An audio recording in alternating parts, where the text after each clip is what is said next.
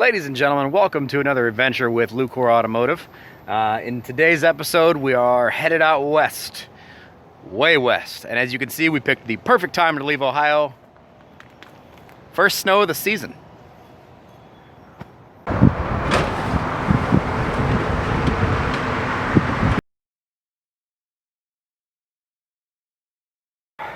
Got our F-250 loaded up.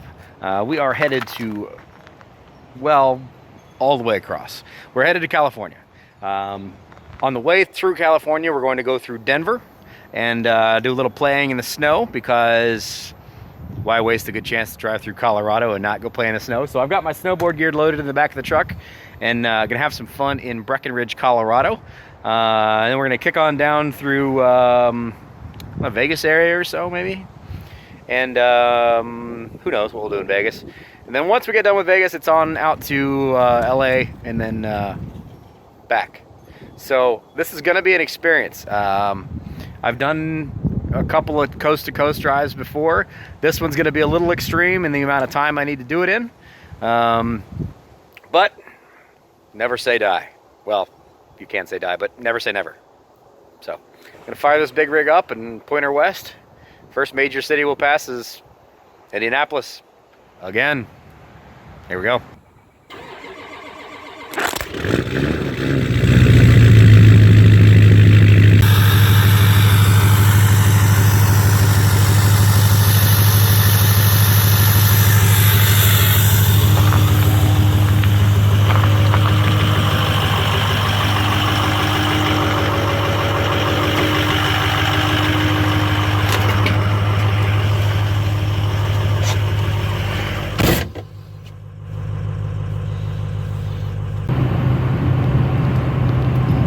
So I'm not really going to show you a lot of the trip from Columbus to Dayton, Ohio.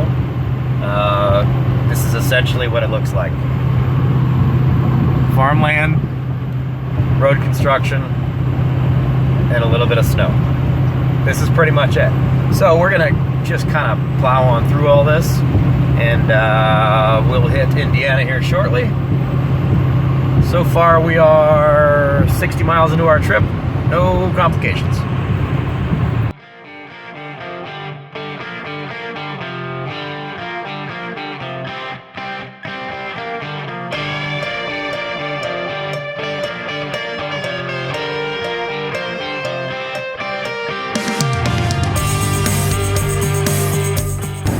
Well, we finally left Ohio. All things going well.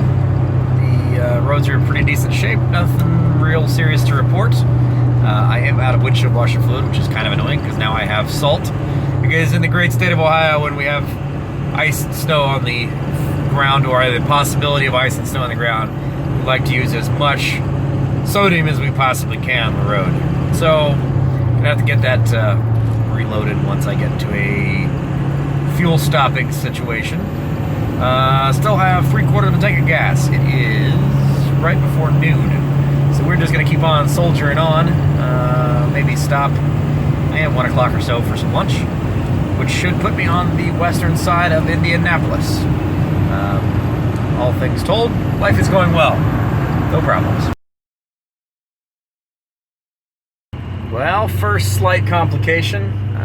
We've been hauling pretty well. 150 miles or so, and we have finally run into some sort of a slowdown in my GPS, which is I'm allowed to use on this trip. Not a Atlas only trip like the 2500 trip was. Something's going on up front, up ahead of us, so we're slowing down our speeds. And there are a whole lot of trucks on the highway today. So it's about lunchtime. I'm gonna find myself somewhere to sit down and have a meal. I'm not in any major hurry today and tomorrow. They're just kind of days to get to Colorado, which is funny because to me, driving 600 or 700 miles, it's not a big deal. But hey, when you travel this much, it is what it is. So I guess the idea is to maybe have dinner in St. Louis, and maybe see if I can find myself a badass barbecue joint. So Anyway, we'll just enjoy some slower driving for now. Stop for lunch soon. It's one of those parts about coast-to-coast travel. Your world can go completely off schedule in a matter of seconds. I don't know what happened up front, but according to my GPS, there's like 10 miles of basically not moving. We're doing about 8 currently mile right now. So, yeah, 8 miles an hour for 10 miles. Do that math. If I were trying to hustle, I'd just put myself an extra hour behind schedule. Ooh, fat kid's getting hungry. It's about that time. Well, not sure if you could see it in the background, but right back there is I-70 West. Not going anywhere. So, unfortunately, this little area I stopped in doesn't have a lot going on, but Burger King. Whatever. It's American food. Alright, lunch completed. Crappy cheeseburger, check. 70 West is finally starting to move, so we're gonna head over that direction and hopefully get back into Indy without any more problems. Stopped at the Speedway, picked up some Squirty Juicy, so now I can actually see out the window, and yeah, westward. Well, good news about taking your sweet old time to get across rural eastern Indiana is it gives you time to enjoy the view, I guess. Some trees, some farmland.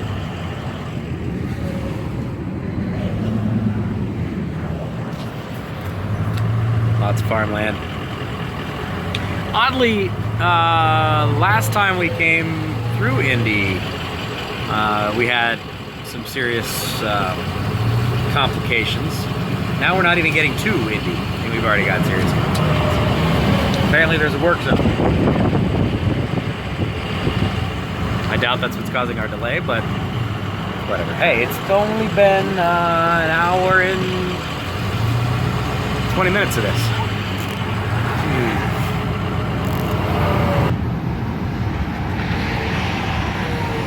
Could it be that all of this 2 hours of delay is caused by cutting down the interstate to one lane?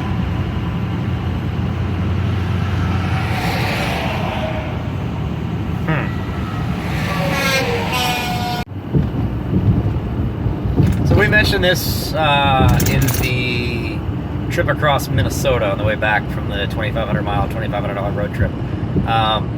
We appreciate all you guys out there doing road construction and maintaining all of our highways and byways, but it is extremely frustrating when it's a quote-unquote work day. It's Tuesday at 1:45 in the afternoon, and you have miles of interstate cordoned off with barrels, and not a soul working.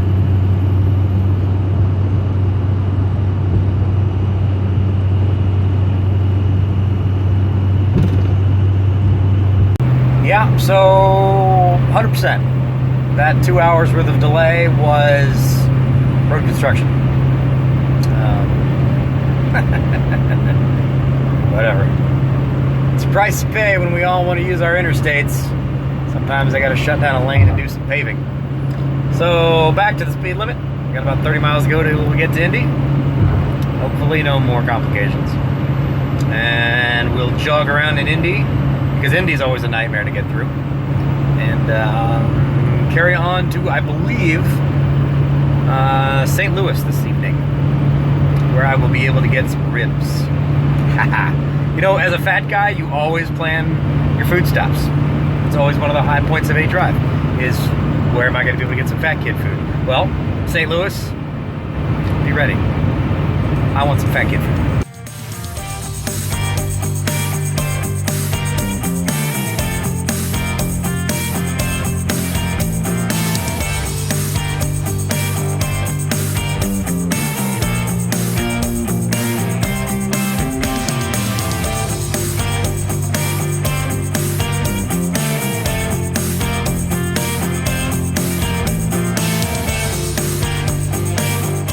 Eastern Illinois. Yeah, continuation. Same thing. Same. I've driven this track more than a few times, and it is interesting seeing it kind of desolate winter versus last time we drove through here on the road trip out to Wyoming. It was green and beautiful and warm and sunny, so that's kind of neat, I guess. But otherwise, yeah, nothing fun to do out here. Let's just blast on through this state, shall we? Jeez, that's like the 6th truck I've seen knocked off the interstate in the last 10 miles. So one thing you do need to be wise about is when you're driving a very large truck that's essentially a wall, when the wind comes gusting, you're going to go sliding. So, yeah. Otherwise, nothing to report in Illinois. Another truck. That one's at least on the road now. Another truck.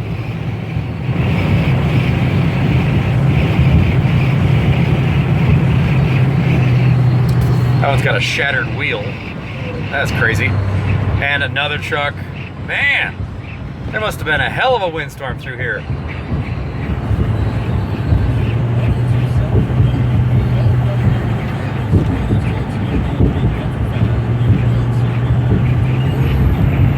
Jesus.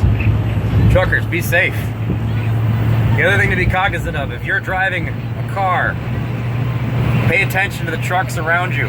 Those guys that are going in the ditch, there have been a couple of them that are on my side of the interstate.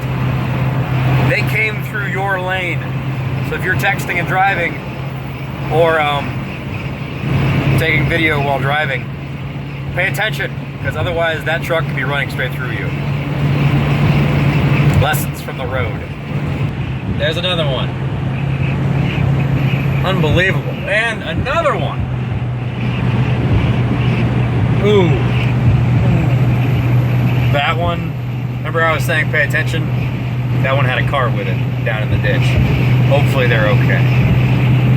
Man.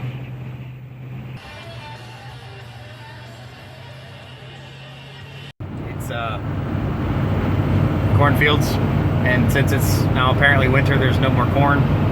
But yeah, it's basically just farming area. Again, we appreciate all you farming folk out there.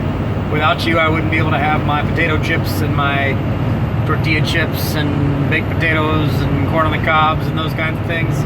So thank you for doing what you do. Your country is boring to drive through, but I love you anyway. So yeah, I've got half tank gas, which is still another 200-ish miles, about 200 miles away from St. Louis. So I'll probably stop before I get to St. Louis, and just to be on the safe side. And yeah, barring any crazy slowdowns, should be there right around sundown, and hopefully get a shot of the arch, which will be fun, right around sundown. At least that's the plan for now.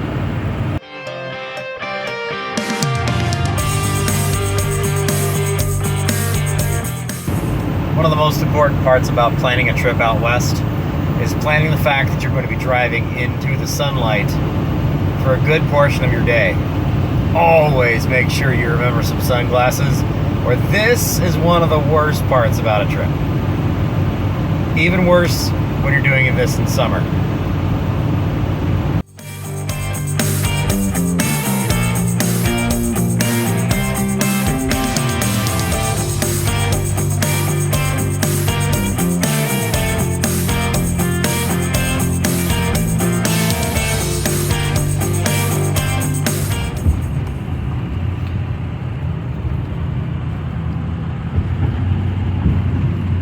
Made it just in time to roll into St. Louis right as the sun sets over the city. How absolutely gorgeous is that?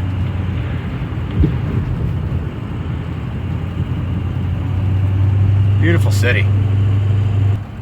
So now that I've made it to St. Louis, right there, that's the arch into the west, it's time for some fat kid food. We are in St. Louis. And one of the things St. Louis is known for is barbecue. So, this bearded fat guy gonna get some face down and barbecue. Made it to St. Louis. Time for some Sugar Fire Smokehouse barbecue.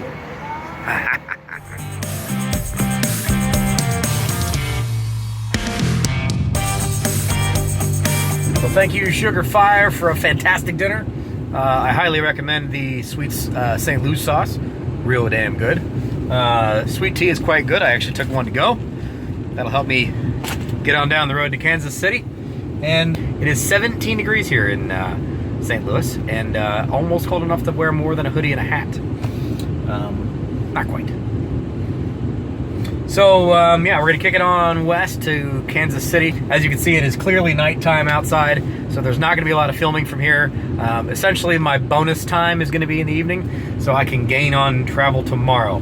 I had initially planned on staying in St. Louis.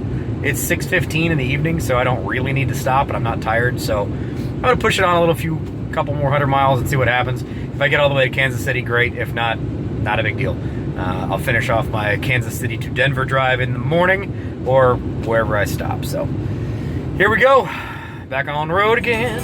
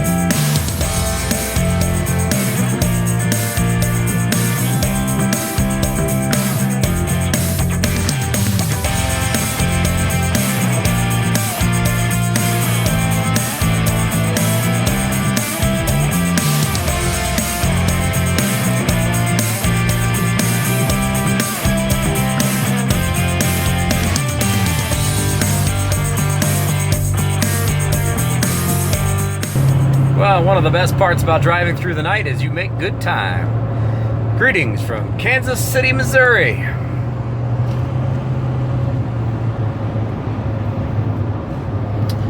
Now, you probably can't see much of that. It's just little dots in the distance, but Kansas City's not what you would call, I guess it's a major metropolitan area. The radio's terrible out here, FYI. There's like talk radio, 5 religious radio channels, talk radio, one hip-hoppy top 40, and one country station. That's pretty much it. So, anyway, welcome to Kansas City. It is 10:45 East Coast time, 9:45 my time here. This is kind of where I thought I was going to stop for the night. After I decided I wasn't going to stop in St. Louis, or St. Louis. But I'm not tired. And I don't really have anything I would do if I got in a hotel now. Pool's going to be closed. Not really somebody who goes to a hotel and goes drinking. So I'm just going to keep on driving, I guess. I'm only 680 miles into this trip. So I'd like to get a few more miles in under my belt. Still got a little less than half a tank of gas, so I've still got 200 miles of range left. I'm thinking maybe we're going to go to Salina, Kansas. We'll see. That puts me in striking distance of Colorado. And I have an evil plan that's forming in my mind as I drive. We'll see how this works out. So, anyway, not a lot to show you guys. It's a lot of driving in the darkness. There's not a lot to see out here. But here we go.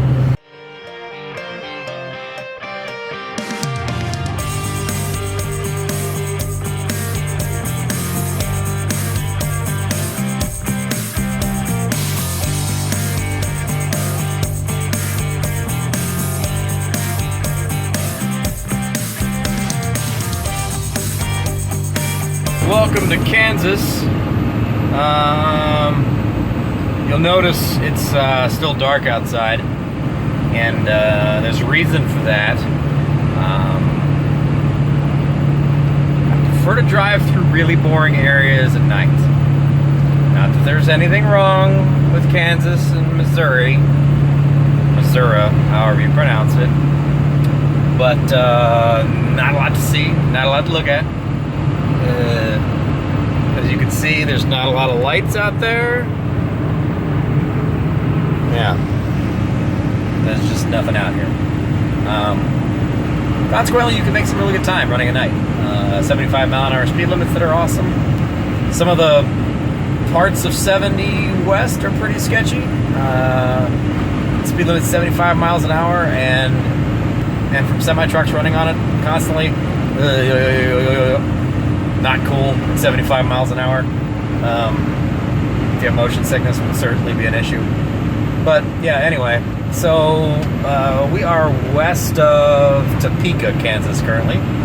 This is all still on night 1, but we are getting close to when I think I'm going to stop. I think I'm going to head to Salina and call it a night.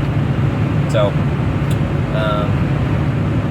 I will wrap up whenever I figure out where I'm going to be snoozing for a few hours in Salina.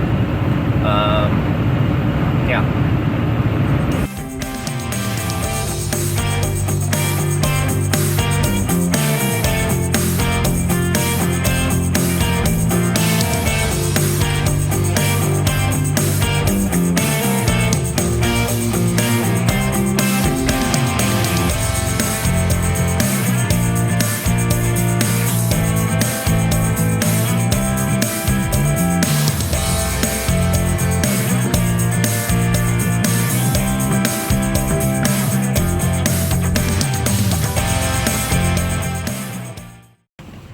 Well, welcome to Junction City, Kansas. A little bastion of civilization in the middle of friggin' nowhere. You know those movies where you see somebody that's driving on this lonely, dark highway and it says no gas for X amount of time or no services for 50 miles? Yeah, this is that place, the place that's 50 miles away.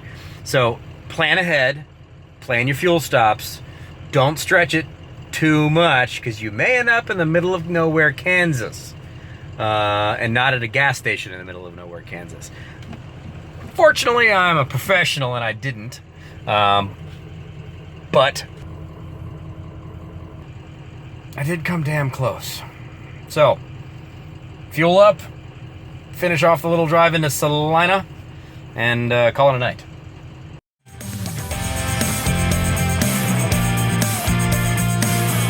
Successfully reached a hotel in Salina, Kansas. So we're about midway through Kansas. Time to crash for a few hours, get about 7 or 8 hours of sleep, get back up and do it again. Hopefully you've enjoyed joining me on this trip towards the west for a still undisclosed reason. I promise I'll give you a hint on why that is tomorrow, that we're headed out towards the west coast. So I'm going to get some sleep. And you guys, please give me a thumbs up, drop a comment on whether or not you enjoy watching these crazy road trips that I take, and maybe give us a subscribe. See you tomorrow morning.